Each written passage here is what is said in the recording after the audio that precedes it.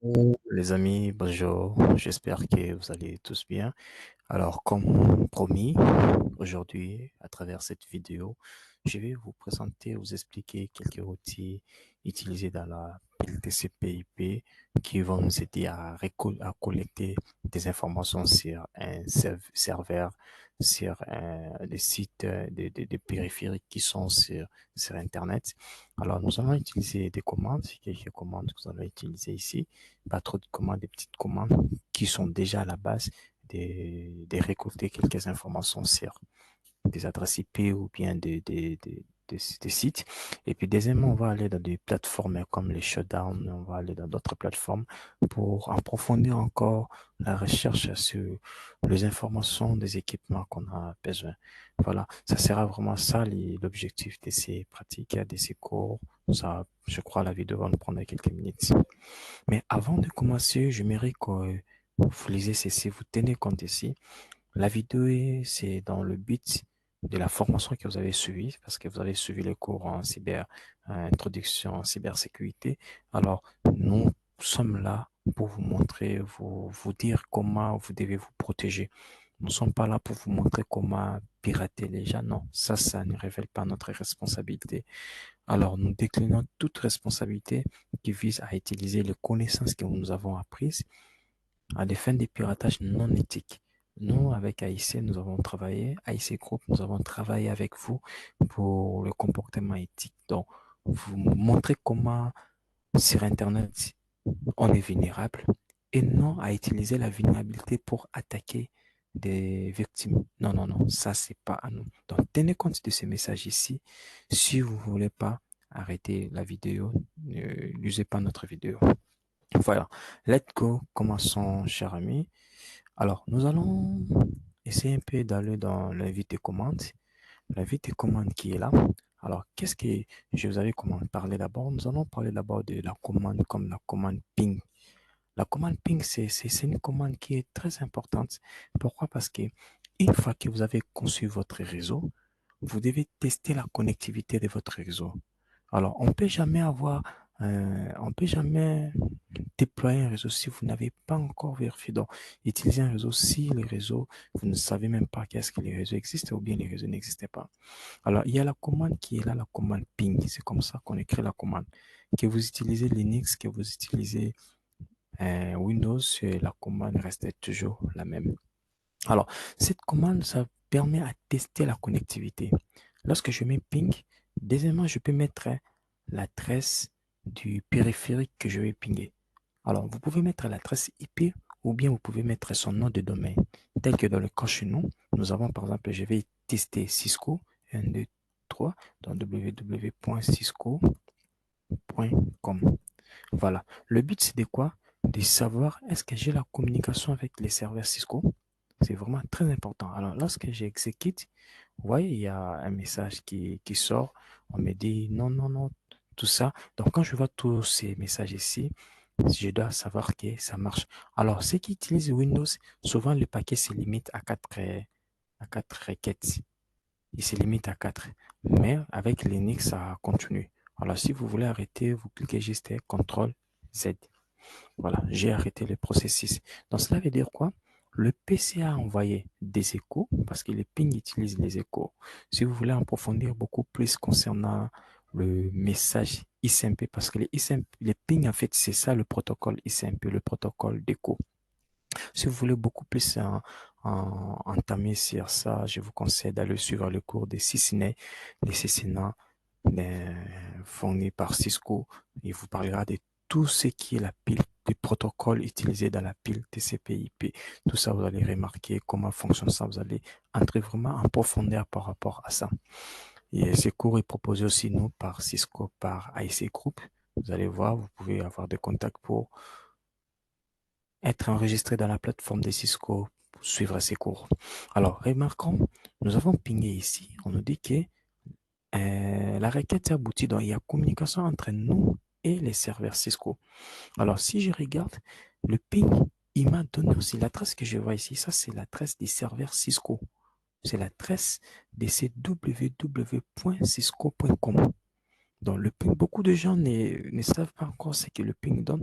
Le ping que vous avez utilisé, il vous a dit que la connectivité marche avec les serveurs. Mais il vous a aussi proposé, aussi, pas proposé, il vous a aussi fourni des informations concernant l'adresse IP de ces serveurs.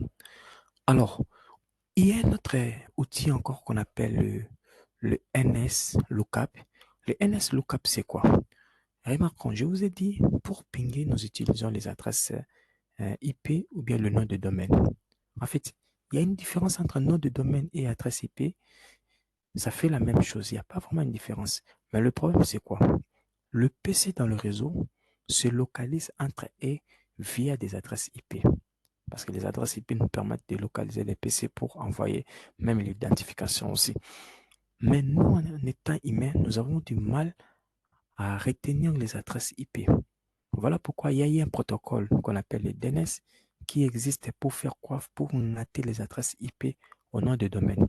C'est facile à mémoriser cisco.com qui est plutôt de mémoriser 104.75.128. Parce que imaginez-vous, il y a combien de serveurs web sur Internet?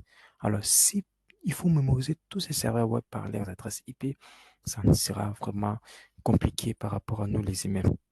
J'avais donné l'exemple par rapport au téléphone. Vous voyez, le téléphone, lui, lorsque vous voulez effectuer des appels, le téléphone appelle le numéro, il n'appelle pas le nom. Mais pourquoi on a eu un répertoire où on doit mettre le nom et les numéros, les associer ensemble? Pourquoi?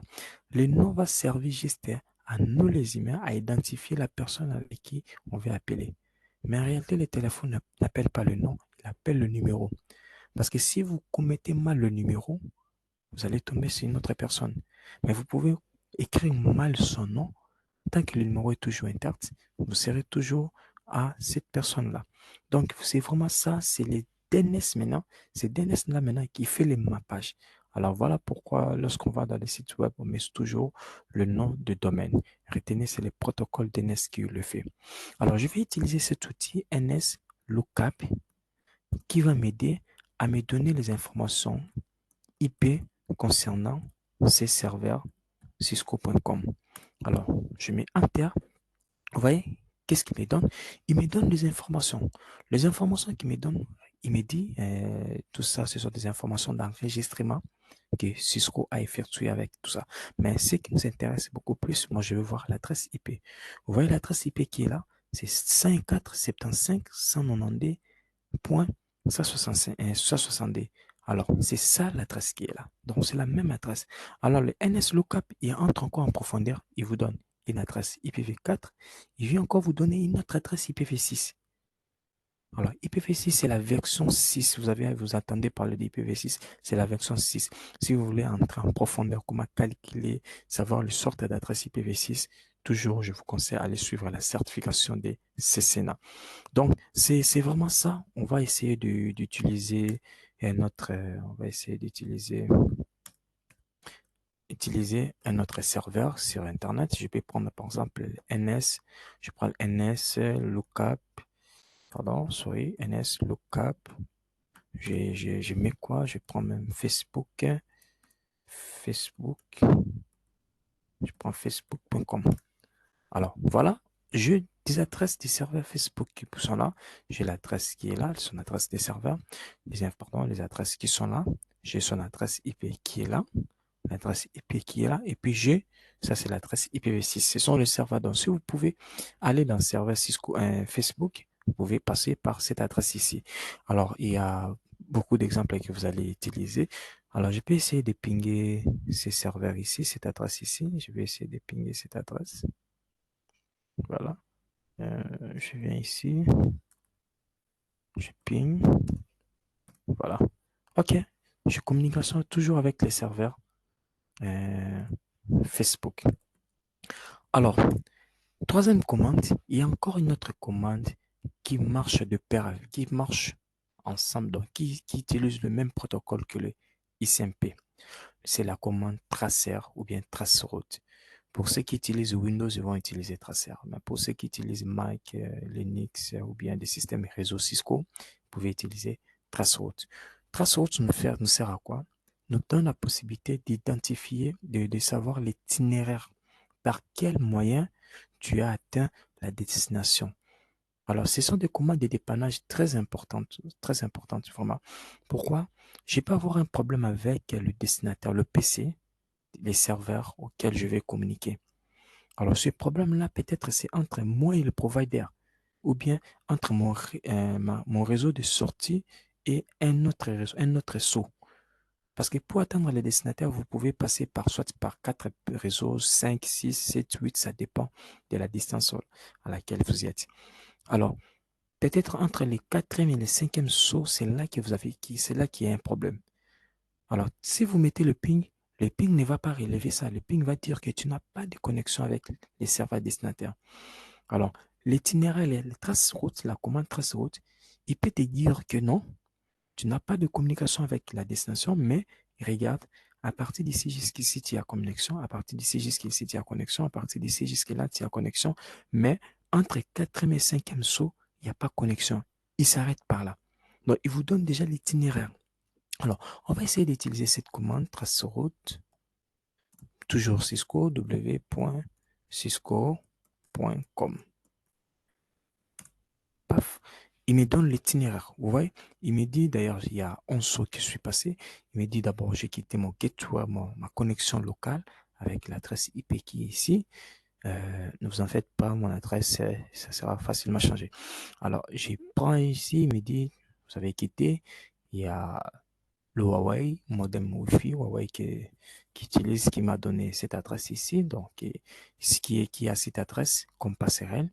Et puis je suis sorti par ici, je suis sorti par ici, je suis sorti. Ça, ce sont les itinéraires par lesquels je suis passé pour atteindre les serveurs Cisco, les 5-4 ici.